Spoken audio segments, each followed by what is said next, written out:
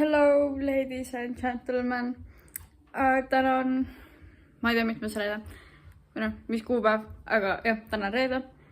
Ja ma lähen siis täna Karksinuia.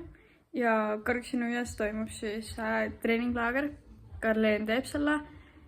Ja homme on siis nagu esimene päev. Ja homme kell 11 saame rajale kokku ja kell 12 siis hakkab trenn. Ja pühapäevas me veel ei tea, kas nagu toimub või ei, oleneb kõik nagu täitsa ilmast. Aga jah, mul nagu pooled asjad on pakitud, kind of, mingi kiiver, põlvekaitsmed, mingi mõned riidud. Ja mu paps läks just krossikat võtma, või noh, haagisse panema seda. Ja kui tagasi jõuab, siis pakime mu väikestööd asjad ära, väikestööd asjad. Ja siis hakkame sõitma sinna.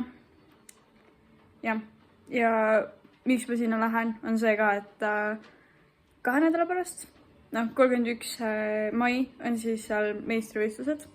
Ja ma mõtlesin, et võiks ka osa võtta sealt. Seal on naiste klass ja naiste klass on lihtsam kui muu klass. Noh, mul on ja, sest ma olen veel nii aeglane, aga it's fine. Kogemust on vaja saada, nii et proovin ära selle.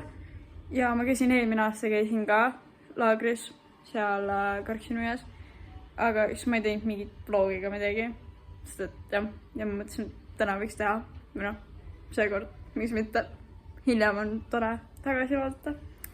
Nii et jah, näeme siis hiljem, ma ei tea, millal.